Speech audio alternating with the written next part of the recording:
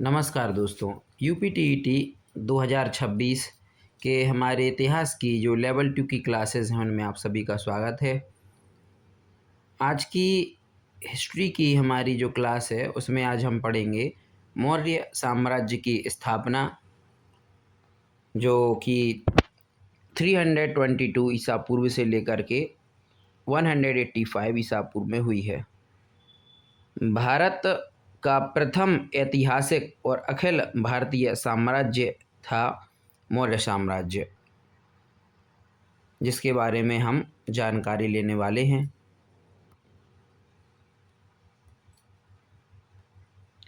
तो सबसे पहले हम इंट्रोडक्शन जान लेते हैं। तो मौर्य साम्राज्य की स्थापना 322 ईसा पूर्व में हुई। पहला पॉइंट जो हमारा बनता है, मौर्य वंश की स्थापना 322 ईसा पूर्व में हुई।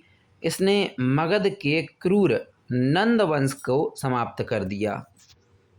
नंद वंश का आखिरी जो शासक था घनानंद को मार करके चंद्रगुप्त मौर्य ने नंद वंश की स्थापना करी। यह भारत के राजनीतिक एकता के सूत्र में बांधने वाला पहला बड़ा साम्राज्य था, जिसके संस्थापक चंद्रगुप्त मौर्य थे। प्रमुख पात्र जो हम पढ़ रहे हैं, मौर्य साम्राज्य उसके जो है प्रमुख पात्र थे वे हैं चंद्रगुप्त मौर्य। साम्राज्य के संस्थापक और प्रथम महान सम्राट जो मौर्य साम्राज्य के थे वे चंद्रगुप्त मौर्य थे। और चंद्रगुप्त मौर्य को शासक बनाने का काम किसने किया? वो थे चाणक्य। तो आचार्य चाणक्य, जिन्हें कौटिल्य भी कहा जाता है, इनका पूरा नाम विष्णुगुप्त चाणक्य था, जो चंद्रगुप्त के गुरु भी थे, प्रधानमंत्री भी थे और अर्थशास्त्र के लेखक हैं। तो जो प्रमुख पात्र हैं मौर्य साम्राज्य में भी चंद्रगुप्त मौर्य हैं, जो कि शासक हैं, और इनके मंत्री प्रधानमंत्री और चंद्रगुप्त के इनके गुरु आचार्य चाणक्य थे, जिनको कौटिल्य कहा जाता था। और अब बारी है धनानंद। तो धनानंद, जिसको मार करके चंद्रगुप्त मौर्य शासक बने थे मौर्य साम्राज्य के, वो था धनानंद। धनानंद नंद वंश का अंतिम शासक था, जिसे पराजित किया चंद्रगुप्त मौर्य ने। चाणक्य की भूमिका और प्रतिज्ञा। तो क्या होता है कि चाणक्य का अपमान कर देता है धनानंद, जिसका बदला लेने के लिए वे प्रतिज्ञा करते हैं कि वो नंद वंश को समाप्त कर देंगे। तो देखते हैं इनकी प्रतिज्ञा और भूमिका के बारे में समझते हैं। धनानंद द्वारा चाणक्य का अपमान कर दिया जाता है। चाणक्य की नंद वंश के विनाश करने की भीषण प्रतिज्ञा, और फिर चंद्रगुप्त का चयन और तक्षशिला में सैन्य राजनीतिक प्रशिक्षण। कहा जाता है कि एक बार चाणक्य जो है गुजर रहे थे, जब धनानंद ने चाणक्य का अपमान कर दिया, तो बड़े क्रोध होकर वे वहाँ से राज्य से बाहर निकल आए और कसम खाई उन्होंने कि वे एक दिन नंदवंश को बर्बाद कर देंगे।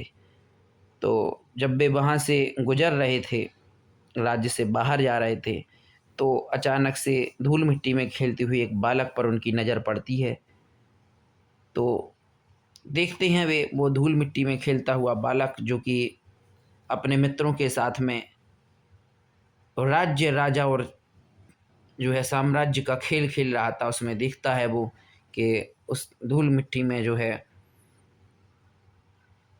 जो कि चंद्रगुप्त मौर्य उस समय पे बच्चे थे, वो राजा का किरदार निभा रहे हैं खेल खेल में, और बड़ा ही अच्छा भूमिका वो निभा रहे थे, जिसको देख कर के चाणक्य के मन में आता है कि वे जिसको ढूंढ रहे हैं शायद वो वही है। बस वहाँ से वे उसको अपने साथ ले लेते हैं।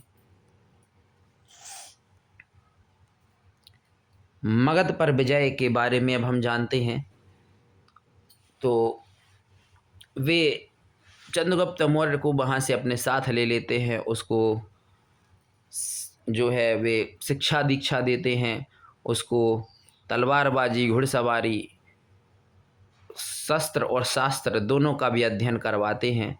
और एक दिन उसे वे धनानंद से लड़ने लायक बना देते हैं। आगे देखते हैं हम लोग मगध पर विजय कैसे उन्होंने की। तो प्रारंभिक विफलताओं से सीख करके सीमावर्ती क्षेत्रों पर आक्रमण की जो रणनीति उन्होंने बनाई, धीमे धीमे सब कुछ आगे बढ़ता गया। पाटलिपुत्र पर आक्रमण करते हैं, धनानंद की पराजय हो जाती है और 322 ईसा पूर्व में चंद्रगुप्त का राज्याभिषेक होता है। सेल्यूकस निकेटर से उनका युद्ध होता है 305 ईसा पूर्व में।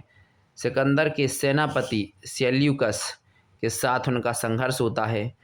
उसका क्या परिणाम होता है कि सेल्यूकस की हार हो जाती है और फिर वो संधि कर लेता है। संधि की शर्तें जान लेते हैं हम। चंद्रगुप्त को काबुल, कांधार, हेरात, बलूचिस्तान मिलते हैं और वैवाहिक संबंध भी बनता है, जिसमें सेल्यूकस की पुत्री हेलेना का विवाह चंद्रगुप्त मौर्य से हो जाता है। साम्राज्य के विस्तार के बारे में जान लेते हैं। तो चंद्रगुप्त मौर्य का जो साम्राज्य था वो हिमालय तक फैला था उत्तर दिशा में, और दक्षिण दिशा में मैसूर, कर्नाटक उनका राज्य फैला हुआ था। पूर्व दिशा में बंगाल तक उनका राज्य फैला हुआ था और पश्चिम दिशा में हिंदू कुश पर्वत और अरब सागर तक उनका साम्राज्य का विस्तार था।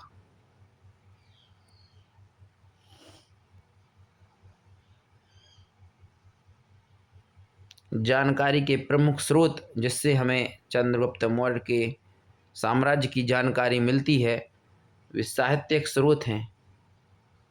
कौटिल्य की अर्थशास्त्र है, जिसमें राजनीति और प्रशासन का वर्णन है चंद्रगुप्त मौर्य के और जो मौर्य साम्राज्य है उसकी।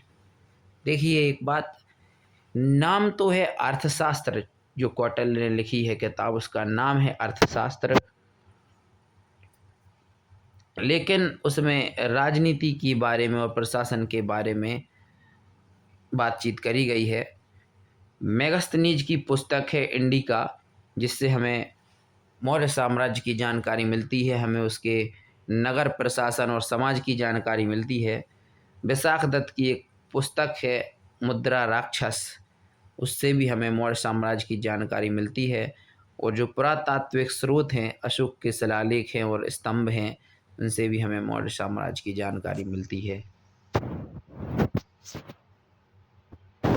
निष्कर्ष क्या निकल के आता है वो समझ लेते हैं। चंद्रगुप्त मौर्य ने अंत में जैन धर्म अपनाकर श्रवणबेलगोला में अपनी देह का त्याग किया। चंद्रगुप्त मौर्य ने अंत में जैन धर्म अपना लिया था और उसको अपनाकर श्रवणबेलगोला में अपनी देह का त्याग कर दिया था, अपना शरीर त्याग दिया था। मौर्य साम्राज्य ने भारत को एक सुदृढ़ आर्थिक और प्रशासनिक ढांचा दिया। इस नींव पर सम्राट अशोक ने धम्म यानी कि धर्म का प्रसार किया।